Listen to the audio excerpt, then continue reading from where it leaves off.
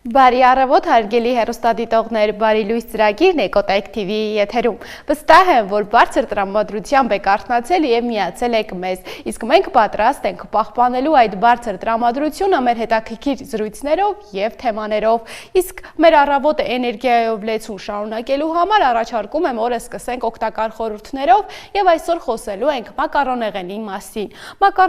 Մակարոնը պարունակում է մեծ քանակությամբ վիտամին B, որը կարևոր դեր է խաղում մեր օրգանիզմի աշխատանքի համար։ Այն կարգավորում է մարսողական համակարգի գործունեությունը, ինչպես նաև հսկայական ազդեցություն է ունենում նյարդային համակարգի վրա։ Մակարոնը նաև պարունակում է տրիպտոֆան ամինաթթու, որն անհրաժեշտ է դեպրեսիվ խանգարումների կանխարգելման և տրամադրությունը պահպանելու համար։ Մակարոնեղենը դանդաղեցնում է օրգանիզմի ծերացումը, ինչպես նաև կարևոր դեր է խաղում կանանց վերարտադրողական առողջության վրա։ Սպիտակ ալյուրից պատրաստված մակարոնը կարող է արագ բարձրացնել արյան մեջ շաքարի մակարդակը։ Այն ունի բարձր կալորիականություն, իսկ մակարոնին ավելացվող հավելումները, օրինակ կարագը, սերուցքը, միսը, մեծացնում են քաշի ավելացման հավանականությունը։ Այդ պատճառով մասնագետները խորհուրդ են տալիս չօգտագործել սպիտակ ալյուրից պատրաստված մակարոնեղեն։ Իսկ հիմա, սիրելի հեռուստադիտողներ, առաջարկում եմ դիտենք երաժշտություն, լսենք հաճելի երաժշտություն, իսկ մինչ երաժշտություն լսելը, ասեմ, որ արքայադուստր Դիանայի Լեդի Դիոր պայուսակը կհանվի աճուրդի։ Այն աշխարհում ամենահայտնի եւ ցանկալի պայուսակի մոդելներից մեկն է, որը պատկանել է Մեծ Բրիտանիայի արքայադուստր Դիանային։ Արքայադուստր Դիանան սիրահարվել էր այս աքսեսուարին, որը շուտով դարձել էր նրա նրբագեղ ոճի անբաժան մասը։ Այս պայուսակը տարբեր գունային լուծումներով արքայադուստր Դիանան հետագայում կրել է գրեթե բոլոր կարևոր առիթներին։ Սպասվող աճուրդը լինելու է արքայադուստր Դիանայի նորաձևության ժառանգության ամենախոշոր վաճառքներից մեկը եւ կկայանա հունիսի 26-ին։ Պատմական աճուրդը կներառի ավելի քան 300 նմուշ, բարձր նորաձևության զգեստներ, հանդերձանքներ եւ աքսեսուարներ։ Լեդի Դիոր պայուսակը գնահատվում է $20,000-ից $30,000, իսկ մնացած իրերից որոշները կարող են վաճառվել $50,000-ից $100,000։ Ինչպես նշեցի, սիրելի հեռուստադիտողներ, հիմա առաջարկում եմ լսել հաճելի երաժշտություն, վերադառնանք եւ ես արդեն կներկայացնեմ մեր այսօրվա հյուրին։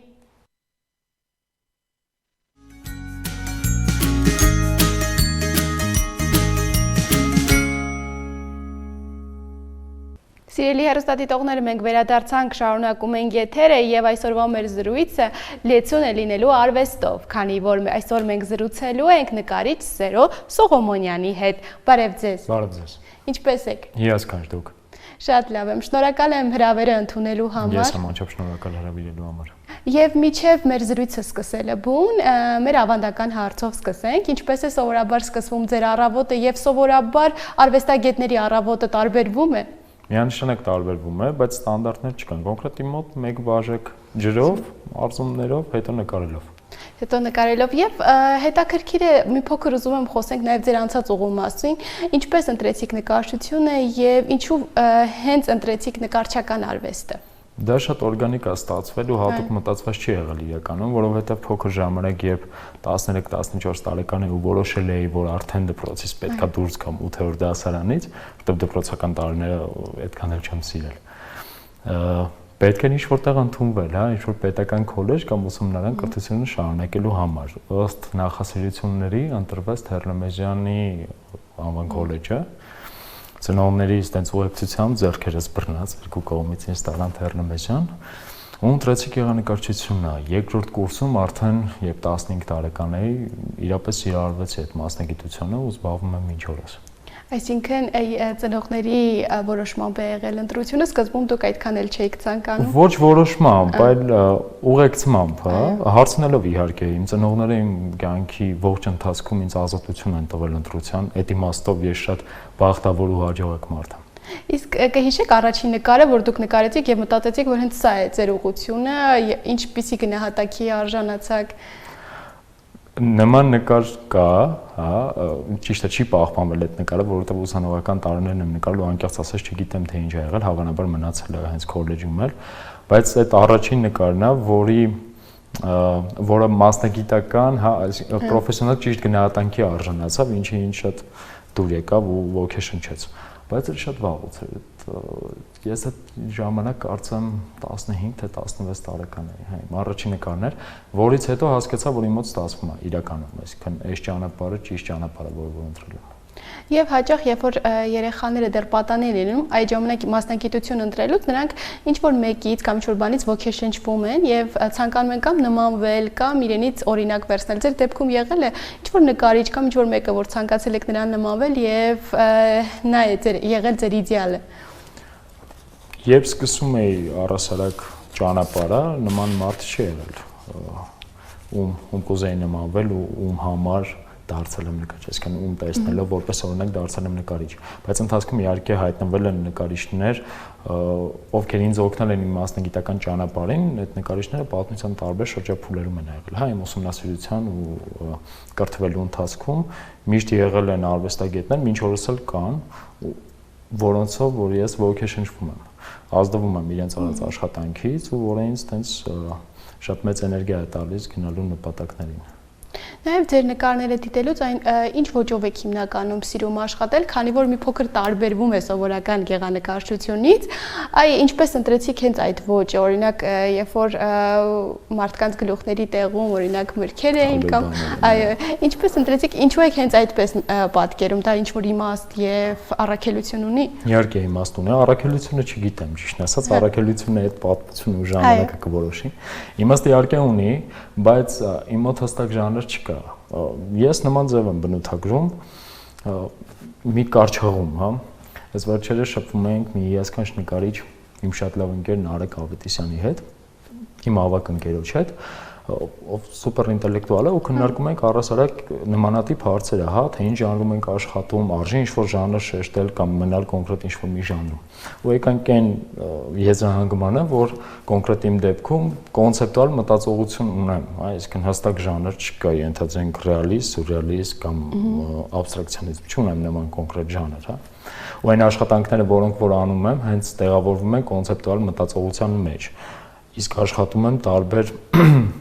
ոչ թե ժանրերում, այլ տարբեր տեխնիկաներով, տարբեր նյութերով ու աշխատանքներս պրոյեկտներով են, այսինքն մեկ նկար չի կամ մեկ քանդակ չի, հա, այտենց մի պրոյեկտ է, որի մեջ մտնում է մի քանի նկար, մի քանի քանդակ, ինստալացիաներ ու վերջում իհարկե ցուցահանդես։ Ու ամեն մի պրոյեկտը տարբերվում է թե տեխնիկապես ու թե նյութապես։ Իսկ այն նկարները, որոնք որ դուք շեշտեցիք, հա, գլուխների փոխարեն մրգեր կամ ուրիշ բաներ, դրանք առանձին պրոյեկտներ են, իրենց առանձին իհարկե մտքերով։ Նաև ձեր նկարներում, կտավներում շատ գերակշռում են գույները։ Դա աշխատանքն է պահանջում, թե ձեր հոգուց է գալիս այդ գույները։ Ըստ հոգեբանության գուցե ներսից է գալիս, բայց կարծում եմ ավելի շատ աշխատանքն է պահանջում, որովհետև ամեն մի թեմա ունի տեխնիկական իր խնդիրները, որոնք որ պիտի լուծվեն։ Ու ըստ այդմ ընտրվում են թե գույները,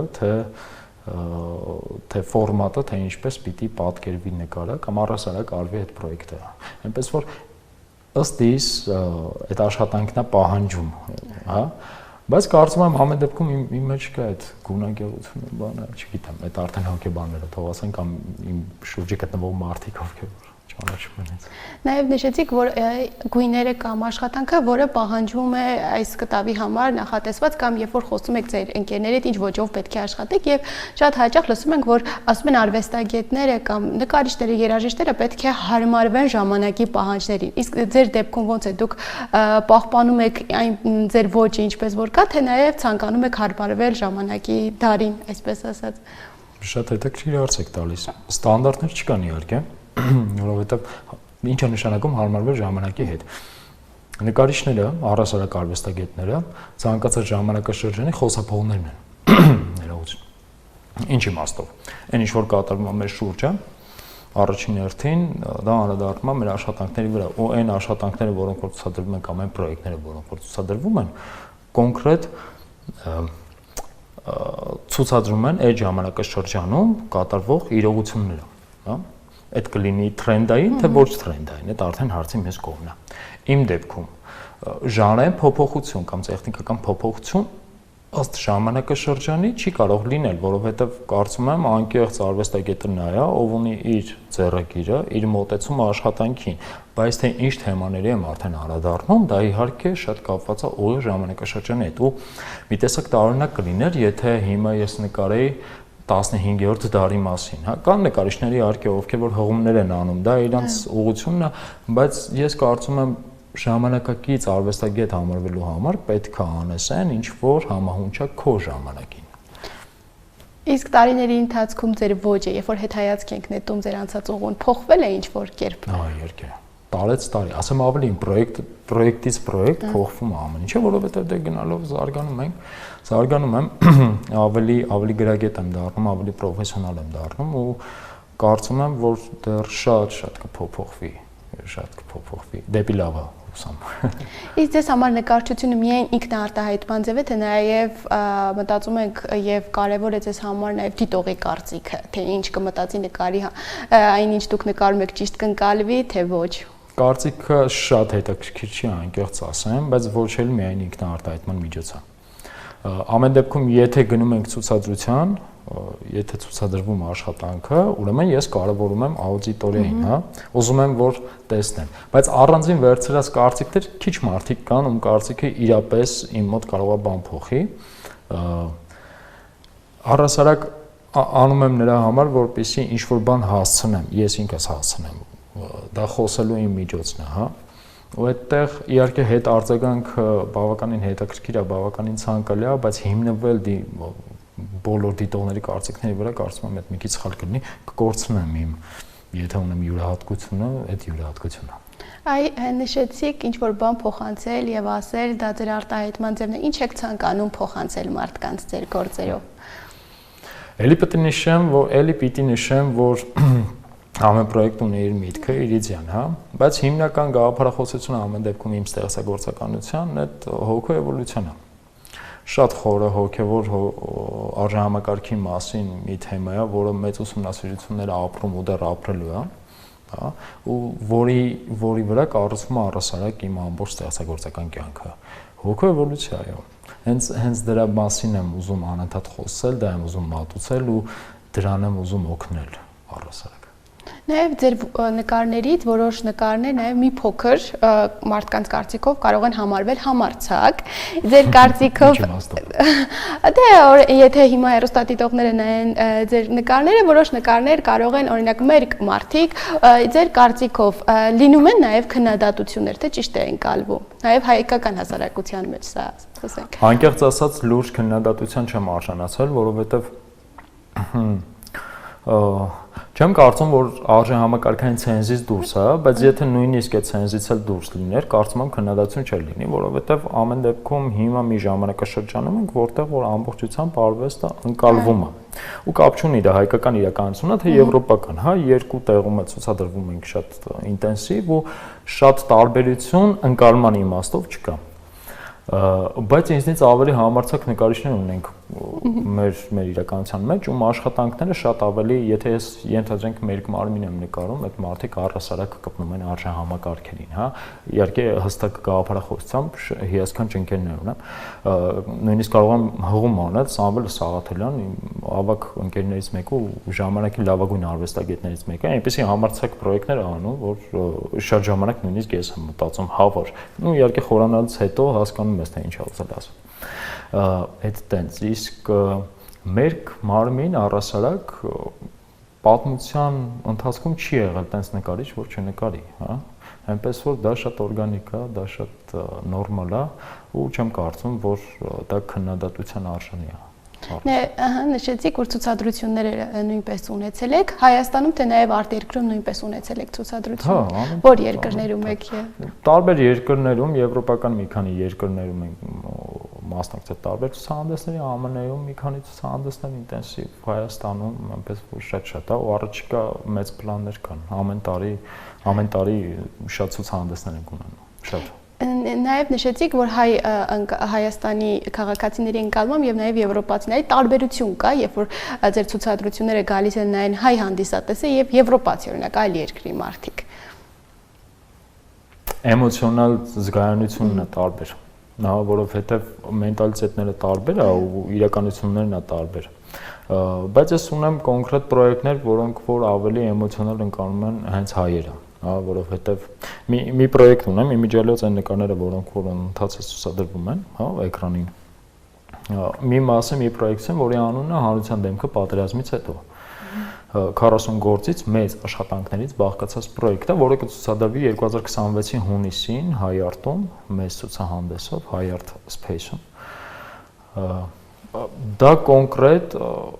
մեր իրականությանը վերաբերող պրոյեկտ է, ու երբ որ ես դա ներկայացնում եմ, հայերը շատ ավելի էմոցիոնալ են դա անցալում։ Չնայած այնպիսի կերպարներ եմ ընտրել, ու այնպիսի ժանր եմ ընտրել, որպեսզի բոլորին հասանելի լինի, որտեղ կոնկրետ այն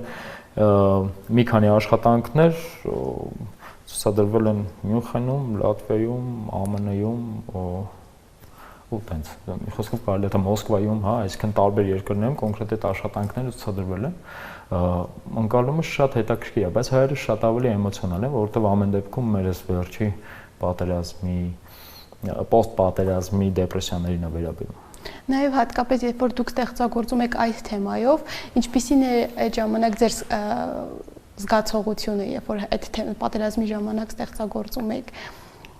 Պատերազմի ժամանակ չեմ ստեղծագործել, պատերազմից հետո եմ կոնկրետ այդ պրոյեկտը սկսել, շատ հետո, մոտ 4 ամիս հետո, որովհետև այդ ամեն ինչը պետք էր մարսել, հա։ Զգացողությունները վստահաբար նույնն են, ինչ եղել է ձեր մոտ ու ինչ եղել է բացարձակ բոլորի մոտ, ովքեր որ ապրել են այստեղ, ու առհասարակ բոլոր հայերի մոտ, հա, վատ զգացողություններ, ծանր դեպրեսիվ զգացողություններ, որոնք պետք է ինչ-որ ձև թոթափել ու նկարել այս դեպքում ինձ օգնեց։ Բայց տարիների ընթացքում արդեն մոտ 5 տարի, 4 տարուց մի քիչ ավելի է, որ աշխատում եմ այդ պրոյեկտի վրա, գնալով փոխվում է, որովհետև մի քիչ ավելի թուլանում է, մի քիչ մոտեցում է աշխարհայացը։ Եթե ենթադրենք վերցնենք 2021-ին արած առաջին աշխատանքը ու հիմա արդեն 30 քանիերորդն է, որ նկարվում է այդ պրոյեկտից, իրանք մի քիչ համ տեխնիկապես են ուրիշ, համ մոտեցումով, համ էլ գաղափարային, չնայած որ մի կոնցեպտի մեջ են, հա։ Այսօր ժամանակը այդ բոլոր հարցերը լուծում է, բայց զգացողությունները դե շատ ծանր, հա, այդ օդում կախված դեպրեսիան կարծում եմ բոլորիս կպել է։ Նաև երբ որ մարդիկ ցուցադրությունների ժամանակ կամ պատկերասրահներում դիտում են, այցելում են եւ դիտում են նկարներ, որոշ մարդիկ այցելում են այդ նկարների կողքով, ոմանք տպավորվում են, որոնք ուղղակի անցնում են, եւ մտածում են, որ այս նկարը կամ լավն է կամ վատն է, այ ձեր կարծիքով կա լավ կամ վատ նկար, թե արդեն դա մարդու զգացողությունից է գալիս ընկալումից։ Պետք է երկու մասի բաժանել, հա, լավ կամ վատ արվեստ որպես այդպեսին չի լինում, եթե արվեստ է, հա։ Բայց ես սիրում եմ տարանջատել պրոֆեսիոնալի ու ոչ պրոֆեսիոնալի, հա, եթե կոնկրետ մասնագիտական իմաստով ենք խոսում։ Իհարկե կարելի է տարբեր գնահատականներ տալ, բայց եթե կախվել է արդեն պրոֆեսիոնալ գալերիում, հա, ու արդեն լուրջ ցուցահանդես է, որտեղ որ ներկայացված են բավականին լուրջ աշխատանքներ, այդտեղ արդեն լավ ու վատ անել պետք չի, այդտեղ արդեն պետք է էմոցիոնալ ասել, սա ինձ դուր գալիս է կամ դուր չի գալիս, հա։ Այնպես որ տարանջատումը պետք է լինի պրոֆեսիոնալի ու ոչ պրոֆեսիոնալի միջև, ոչ թե լավ ու վատի։ Նաև ձեր նկարները ոչ միայն ցուցադրությունները, այլ համացանցում են նույնպես մեծ տարածում ունեն, մարդիկ կարողանում են դիտել։ Ձեր կարծիքով այս արվեստը թվային միջավայրում ավելի շատ նպաստում է նկարչության տարածման, թե ավելի խանգարում է թվային միջավայրը։ Չի խանգարում, բացարձակ ընդհակառակը օգնում է։ Կոմունիկացիաները, որոնք որ զարգացել են մեր դարաշրջանում, միանշանակ օգնում են բոլորիս, նամանավանդ մեզ, արվեստագետներին, այն իմաստով, որ հավելյալ հարթակա ներկայանալու ու հարթակա ինքդ ներկայանալու, ինչու՞ է հեղաշրջումը, հա, մի քիչ sense կարճ հղում անենք պատմության մի քանի փուլերով, հա, միջնադարում դե առանձին պատվերներ էին, կարանք դա բաց թողենք, երբ որ ի հայտ եկան առանձին գալերիներ, հա 19-րդ դարից սկսած, որտեղ որ ցուցասրահներ, որտեղ որ ներկայացվում են աշխատանքները, նկարիչները հնարավորություն ունեին ներկայանալու միայն այն դեպքում, երբ որ ինչ որ մեկը իրենց ցուցադրում է այդ ցուցասրահներում, հա։ Հիմա այդ հնարավորությունները շատ լայն են։ Յուրաքանչյուրս կարող ենք մեր աշխատանքները ներկայացնել առանց ինչ-որ մեկից կախված լինելու ու կազմակերպել մեր կարիերան, հա, իմիջիալոց դասընթացներ եմ սկսում, մեծ պրոյեկտի շրջանակներում դասընթացներ ենք սկսում, որտեղ որ այս մենեջմենտից, այս կարիերայի մասին խոսում ենք ու դասավանդում ենք, սովորեցնում ենք, թե ինչպես կարելի է այդ ամեն ինչը ճիշտ օգտագործել։ Այնպես որ միայն օգնում է, ուրիշ բան է, որ ցանցում այնքան բան է հայտնվել, որ մի քիչ այդ պրոֆեսիոնալի ու ոչ պրոֆեսիոնալ տարանջատումը պետքա լինի, այսինքն այդտեղ էլ մի քիչ գրագիտությունա պետք մտցնել նայողի կամ ընտրողի կամ գնողի մեջ, հա, բայց մենակ օգնել է այդ, որովհետև ասենց լայն դիապազոն է բացվել, ասեմ ավելին շատ կապեր, որոնք որ հիմա օգտագործվում են մեր կարիերայի համար, հա, հենց համացանցն է մեզ տվել։ Այսինքն այն ցուցադրությունները, որոնք որ լինում են դրսում, հիմնականում կապը ու այդ կոմունիկացիան համացանցի շնորհիվ է տեղի ունենում։ Նաև նշեցի համացանցը խանգարում է թե չէ, որովհետև հիմա շատ նկարներ նաև մարդիկ կարողանում են արդեն առանց ձեռքի միջոցով, հիմա այնքան ազարգացել, որ արհեստական բանականության միջոցով կարողանում են նկարներ ստեղծել եւ կարծես ռոբոտները զիջում են արդեն մարդկանց։ Ձեր կարծիքով հնարավոր է կա ժամանակաշրջան, երբ որ այդ համացանցը եւ արհեստական բանականությունը զիջի ձեռքով նկարելուն։ Որ մարդը զիջի համացանցին, ոչ, տեխնիկապես գուցե, տեխնիկապես արդեն գուցե զիջում է, ոչ միայն նկարչության մեջ է, շատ ոլորտներում տեխնիկապես մարդը, բայց մարդու մտածողությունը դեռ արհեստական բանականությունը չունի։ Չնայած որ ես արհեստական բանականությունը շատ լավ եմ վերաբերում, այն իմաստով, որ ես իրան համարում եմ օգնող միանշանակ շատ օգնող միջոց, ես էլ շատ օգտվում եմ նկարչության իմաստով, չէ, առհասարակ շատ բաներ քննարկելու, գծելու, մշակելու։ Դա ուղղակի պետքա դիտել որպես հերթական գործիք, հա, որովհետև եթե դա կարողանանք օգտագործել որպես գործիք, դա միայն կօգնի մեր աշխատանքին, հա, մեթոդները ուղղակի գնալով զարգանում են, գնալով ավելի հեշտանում են։ Հիմա 13-րդ կամ 14-րդ, չէ, մի քիչ ավելի հետ գնացի։ 15-րդ դարում այն նյութերը, որոնցով որ մեծ վարպետները նկարել են, հիմա շատ դժվար է դրանցով նկարել, այն իմաստով որ ժամանակատարը ավելի, հա, մի նկարը ավելի երկար է անում, մի քանի ամսում է անում, բայց հիմա կարելի է այս բային եղած նյութերով, ֆիզիկական նյութերի մասն է խոսքը, կարելի է մեկ օրում մեկ գործ վերջացնել, հա, ու այդ զարգացման արդյունքն է։ Հիմա այդ գործիքը ոնց որ արդեն ունենք մենք մեր ձեռքի տակ, կարելի է դիջիտալ ֆորմատով դա օգտագործել։ Ես կարծում եմ, որ արհեստական բանականությունը պետք է օգտագործել որպես գործիք, ոչ թե վախենալ։ Մարդը կզիջի բանականությանը, այո, միայն տեխնիկապես, մտածողությամբ ոչ, որտեվ կրեատիվը այս պահին մոլորակի վրա տրված է միայն մարդ էակին, թե ինչքան հետո կզարգանա, դա արդեն Աստված գիտի։ Մենք խոսեցինք նաև, որ ոլորտը նույնպես շատ են այսօր նկարիչները պրոֆեսիոնալ եւ ոչ պրոֆեսիոնալ, իսկ ձեր կարծիքով Հայաստանում որքանով է այս արվեստը զարգացած մեր երկրում։ Շատ են, քանի որ ինչպես տարանջատելի է լավ եւ վատ նկարիչ։ Տարանջատման կրիտերիաները շատ են, բայց հիմա կրիտերիաներից չեմ ուզում խոսել, որովհետև դա սուբյեկտիվ կհնչի, ամեն դեպքում թողենք մարդկանց ճաշակի վրա տարանջատումը, բայց մենք ունենք հիասքանչ արվեստագետների բազա, թույլ տվեք այդ բառով ասել, հա, հենց բազա, որովհետև այդ բազան է, որ թույլ է տալիս դիրքավորվել առհասարակ աշխարհում։ Մենք ունենք շատ մրցունակ, հա, ես մի քիչ խոսել եմ բառն եմ ավելի շատ սիրում, կոնկուրենտնասպասոբնի արվեստագետներ։ Ուրիշ բան է, երբ մնացած մասնագիտությունները, հա, այսինքն կից մասնագիտություններն են մի քիչ զիջում քանակով ու որակապես, բայց հենց արվեստագետները մեր մոտ շատ տաղանդավոր են ու մեծ պոտենցիալ ունեն։ Այնպես որ մեր մոտ, եթե խոսում ենք պրոֆեսիոնալ արվեստի մասին, բավականին զարգացած է, նախ ունենք հիասքանչ պատմություն, եթե կերպարվեստն վերցնենք նոր պատմություն, հա, սովետական շրջանից սկսած, մենք ունենք հիասքանչ լուրջ պրոֆեսիոնալներ, հիմա էլ դա շարունակվում է։ Այնպես որ արվեստագետների մասով մտածելու բան չունենք։ Ուրիշ բան է, որ շուկան պետք է զարգացնել ոլորտը, կից մասնագիտություններ, այդ կից մասնագիտությունները հետևյալներն են՝ արվեստաբաններ, համադրող կուրատորներ, արվեստի ագենտներ, ովքեր որ վաճառքով են զբաղվում, պրոֆեսիոնալ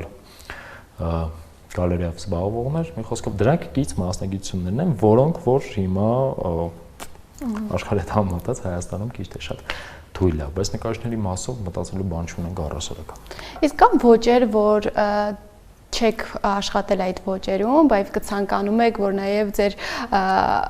կյանքի ընթացքում նաև այդ ոճերով նաև նկարեք, զբաղվեք։ Իրապես ցանկություն ունեմ բոլոր ոճերում ինչ-որ էքսպերիմենտներ անելու։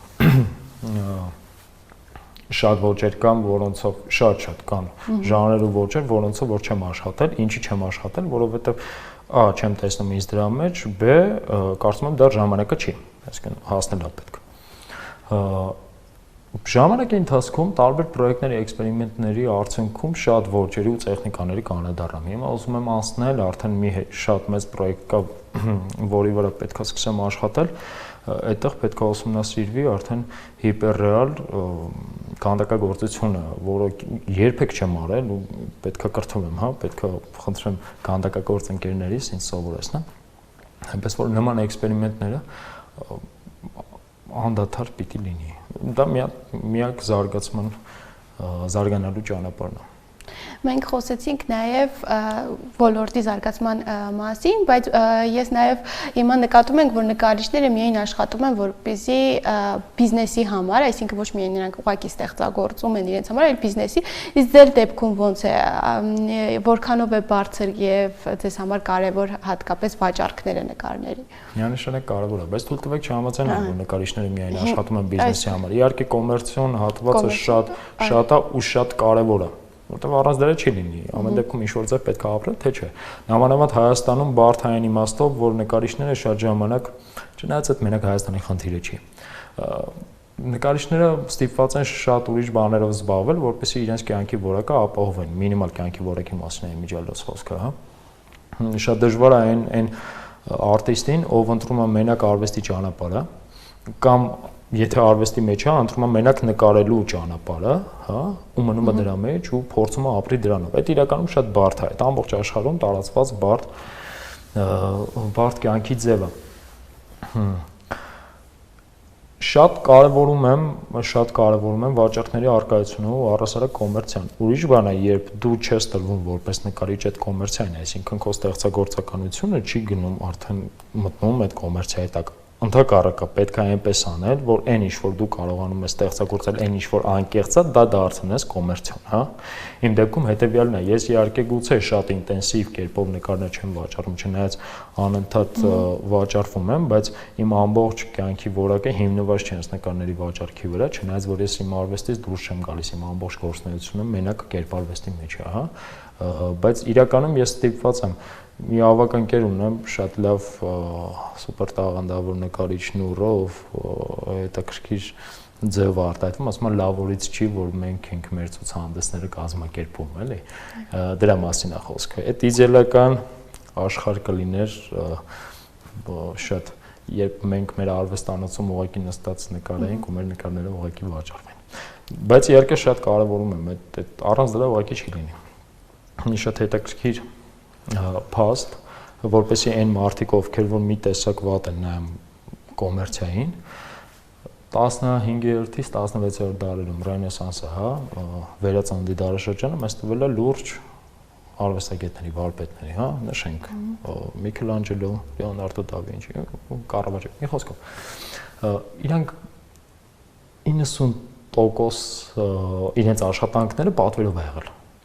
Իսկ դա հենց ուղիղ կոմերցիա է։ Ու այն ինչ որ մենք հիմա տեսնում ենք ու վայելում ենք աշխարհի թանգարաններում, հա, դրանք բոլորը պատվերով արած գործեր են։ Հիմա եկեք մեզ հարց տանք, կոմերցիան ված բան է թե լավ։ Այո։ Իսկ Սերո ջան, կան թեմաներ, խոսեցինք որ թեմաներ կա, որ ցանկանում եք նաև այդ թեմաներով աշխատել, իսկ կան նկարներ, որ այդպես էլ արվեստանոցում մնացել են անավարտ եւ ոչ մի կերպ չեք կարողանում ավարտել։ Հա, շատ։ Շատ, ահավոր շատ ու հիմնականում մեծ մասը անավարտ պրոյեկտներ են հիմա այն ինչ որ արվեստանոցում կա։ Ինչն է ձեզ տիպ օրինակ ինչն է խանգարում որ ավարտեք, միտքը որ չեք կարողանում շարունակել։ Չէ, ժամանակը ու տրամադրվածությունը իրականում։ Թե չէ մտքի ու իդեաների պակաս, ես եմ բախտավորներից եմ, որ երբեք մտքի ու իդեաների պակաս չունեմ ու երբեք խանգարող հանգամանքներ, որպես այդպեսին այդ իմաստով նկարելու իմաստով չկան, հա։ Բայց ժամանակը ու տրամադրվածությունը, որովհետև իմ մոտ sense բաժանված են մի քանի պրոյեկտների ու մի պրոյեկտից մյուս պրոյեկտի անցնելու ամեն դեպքում մենտալել պիտի փոխվես այդ վիճակին, հա, երբ որ դու մի աշխատանք ես անում, հետո գալիս մյուս աշխատանքին, պիտի մենտալ տրամադրվածությունդ փոխվի, այդ բանը փոփոխությունը մի քիչ դժվար է տրվում ու մի քիչ դանդաղ է տեղի ունենում, դրա համար շատ անավարտ բաներ կան, բայց երբ ասում եմ անավարտ, իրանք ուղղակի փակ кейսեր չեն, որ sense փակվել ու դրվել է մի կողմ։ Իրանք process-ի մեջ, ընթացքի մեջ են, ուղղակի նախնական deadline-ներից, հա, վերջնաժամկետից երկար է, ենթադրենք այս պրոյեկտը, որի մասին խոսեցինք, հա, հանրության դեմքը պատերազմից հետո, որը պիտի ցուցադրվի 2026-ի հունիսին, սա պիտի ցուցադրվեր 2023-ին։ Այսինքն պրոյեկտը ուղղակի ես չհասցրեցի ավարտել։ Մի կողմից շատ լավ է, որ չհասցրեցի, որովհետև մեծ փոփոխություններ եղավ ընթացքում, բայց ամեն դեպքում այդ ժամանակի խնդիրը առաջ եկավ ու միակ կարծում եմ խանգարող հանգամանքը հենց այդ ժամանակն է, որովհետև մենակ դե նկարելով չեմ զբաղվում, շատ բաներով եմ զբաղվում, ցուցահանդեսներ կազմակերպել, միջոցառումներ կազմակերպել, ինչ-որ կարիերաբան մի խոսքով այդ ամեն ինչը ժամանակի սովորություն է առաջացնում։ Հուսով եմ, բայց բոլորը կավարտեմ մինչև կյանքի վերջ, տեսնենք։ Նաև դուք ասեցիք, որ ցանկություն կա, որ նաև դասավանդեք, երբ եք պատրաստում այդ պլանները, երբ է վերջնական արդյունքի հասնելու եւ ինչպես կարող են եւ ցանկացողները միանալ եւ սովորել ձեր արվեստանոց։ Արդեն սկսել ենք դասընթացները, մի քանի աշակերտներ իհարկե արդեն կան։ Բացել ենք մի պրոյեկտ, որի անունն է Sogo պլատֆորմ, հա, իր դպրոցով։ Հիմա դեռ դպրոց չի, հիմա իմ արվեստանոցում անհատական պարապմունքների աստիճանի վրա է, բայց ինքը դառնալու է դպրոց ու հետագայում արդեն ակադեմիա։ Բայց մինչև այդ մեծ պլաններին հասնելը, հիմա ցանկացողները, ովքեր որ կուզեն միանալ, կարող են ուղղակի իմ Instagram-յան էջում կամ Sogo-ի Instagram-յան էջում կամ Art Quartal-ի Instagram-յան էջում տեսնել այդ հայտարարությունները, որտեղ որ շատ մանրամասն ամբողջական ծրագիրը ներկայացված է, որովհետև չենք սովորեցնում միայն նկարել, շատ մեծ ու պրոֆեսիոնալ ծրագիր է մշակված ու վստահ եմ մեր իրականության մեջ առանձնացող, որովհետև Հայաստանում գրեթե չեն սովորեցնում ինչպես կարելի է կարիերա սկսել ու ինչպես մտնել ոլորտ, ցուցահանդեսներ կազմակերպել ու առհասարակ ինչպես ներկայանալ հանրությանը։ Okay, լավ, մենք նկարել սովորեցինք։ Նկարել սովորեցնել կարող են շատ-շատերը ու նկարել կարող են բացարձակ բոլորը, անկեղծ եմ ձեզ ասում։ Բոլորը կարող են սովորել նկարել, հա։ Okay, դրանից հետո ոնց ենք մտնում ոլորտ։ Այդ շատ կարևոր ու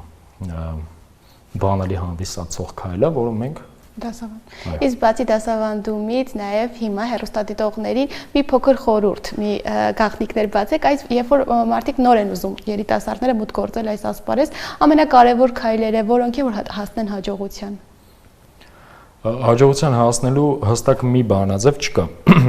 Կա ընդհանրապես մի ճանապարհ, անդադար աշխատել ու նպատակադրված գնալ, բայց հա, իհարկե կան կոնկրետ տարբերակներ, գաղտնիքներ, որպես այդպեսին չկան։ Հետևյալն է, ուղղակի լինել մաքսիմալ ակտիվ այն իմաստով փորձել կապեր ձեռք բերել, հա։ Հիմա կոմունիկացիաները շատ զարգացած է, հիմա ու շատ հասանելի է միջազգային պրոյեկտները։ Մի քիչ research կներեք այս անգլերեն բառի համար, հա, ուղղակի դրա հայերենը, չգիտեմ, փնտրել գուցե, հա։ Մի քիչ եթե ակտիվորեն փնտրեն ինտերնետում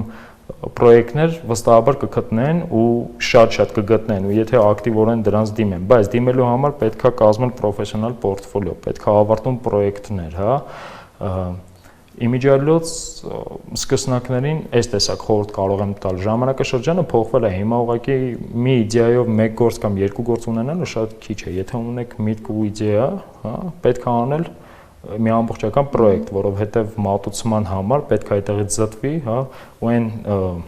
կազմակերպիչները, ովքեր որ պրոյեկտներ են կազմակերպում, մենակ այդ դեպքում կարող են վստահաբար տեսնել, որ դուք պոտենցիալ ունեցող նկարիչ եք ու ձեզ վերցնեն իրենց պրոյեկտներին։ Այս իմաստով, ուրեմն սարքում ենք պորտֆոլիո, B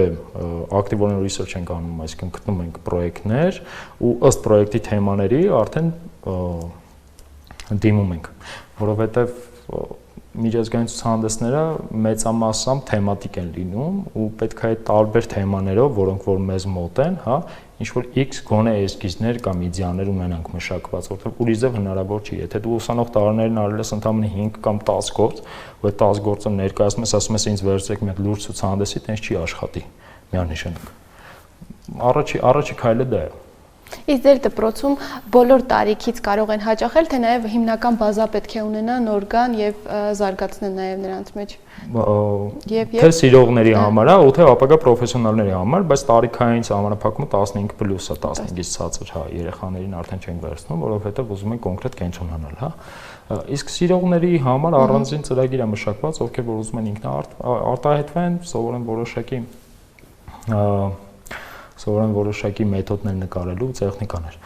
Ու շատ հետաքրքիր բան համել կազմակերպվելու են այցեր, թանգարաններ, տարբեր ցուցասրահներ, ցուցահանդեսներ հենց իմ ուղեկցությամբ, հա, այսինքն ենթադրենք այցելում ենք պատկերասրահ Այվազովսկու սրահ, հա։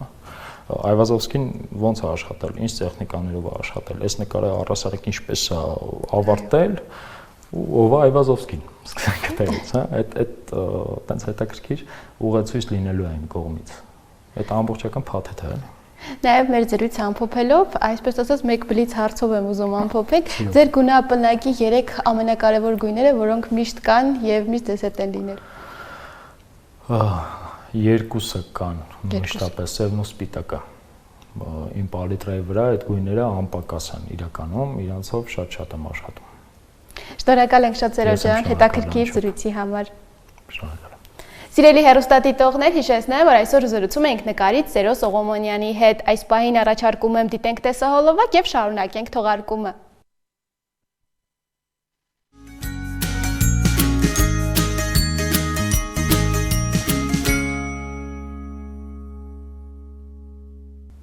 Եթերը շարունակվում է, սիրելի հեռուստադիտողներ, եւ ասեմ, որ Սանկտ Պետերբուրգում ներկայացվել է եզակի դեղին ադամանդ, նոր արև կոչվող թանկարժեք քարը Ռուսաստանում երբևէ մշակված ամենամեծ ադամանդն է, որը կշռում է ավելի քան 100 կարատ։ Գունավոր ադամանդը չափազանց հազվագյուտ երևույթ է, իսկ նոր արև ունի vivid yellow գույն, այսինքն ամենաինտենսիվ դեղին գույնի ադամանդն է։ Քարը մշակել են 15 մասնակետից բաղկացած թիմը, 2.5 տարի։ Ինչպես նշում է ընկերությունը, դրա վաճառքի վերաբերյալ որոշումը դեռևս չի կայացվել, բայց նախատեսում են այն շուտով իրականացնել։ Իսկ հիմա ձեզ ներկայացնում եմ մի երկիր, որը թեև իր փոքրությամբ աչքի չի ընկնում, սակայն ունի հսկայական ներուժ, հարուստ պատմություն եւ տպավորիչ մշակույթ։ Խոսքս Կենտրոնական Ամերիկայի սրտում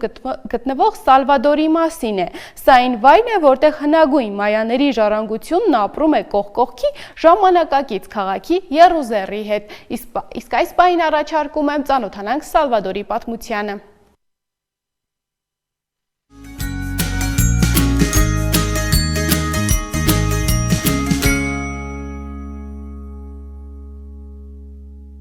Սալվադորը Կենտրոնական Ամերիկայի ամենափոքր, բայց ամենախիտ բնակեցված պետությունն է։ Ծովից դեպի լեռներ ձգվող երկիր լի հակադրություններով։ Այստեղ կարելի է մեկ օրվա ընթացքում լինել ինչպես օվկիանոսի ափին վայելելով սերֆինգի ալիքները, այնպես էլ վեր բարձրանալ ակտիվ հրաբուխի լանջին զգալով երկրի կենդանի զարկերակը։ Երկրի մեծ մասը զբաղեցնում է 600-ից 700 մետր բարձրությամբ հրաբխային բարձրավանդակը, բազմաթիվ հագեցած եւ գործող հրաբուխների շղթաներով։ Սալվադորում կարելի է հանդիպել գետակինճերի, լայնակիթ կապիկների, արյունածուծ չղջիկների, գետնասկյուրների եւ պարկավոր առնետների։ Հիմնական բնակիչները սալվադորցիներն են, իսպանական գաղութարարների, հնդկացի բնիկների եւ որոշ չափով սևամորթների խառնածիններ, եւ մինչեւ եվրոպացիների հայտնվելը Սալվադորում բնակվել են հնդկացիներ, որոնք ստեղծել են ուրույն մշակույթ, զբաղվել երկրագործությամբ, որսորդությամբ եւ ձկնորսությամբ։ Գլխավոր քաղաքը Սան Սալվադորը ժամանակակից կյանքի կենտրոնն է,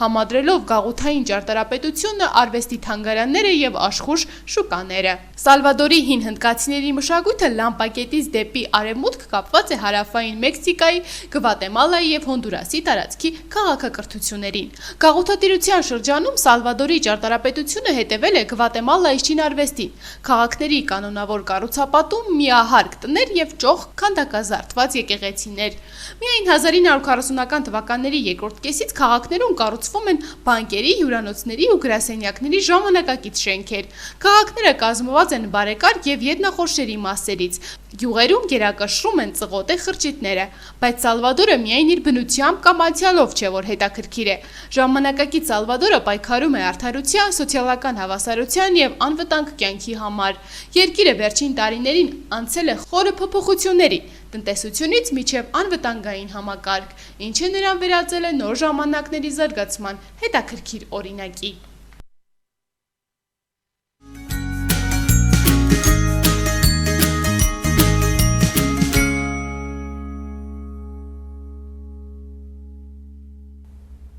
Սիրելի հեռուստադիտողներ, շնորհակալություն եմ հայտնում, որ միացաք մեզ եւ դիտեցիք մեր թողարկումը։ Ձեզ հաճելի օրվա շարունակություն եմ մաղթում, մենք կհանդիպենք արդեն վաղը։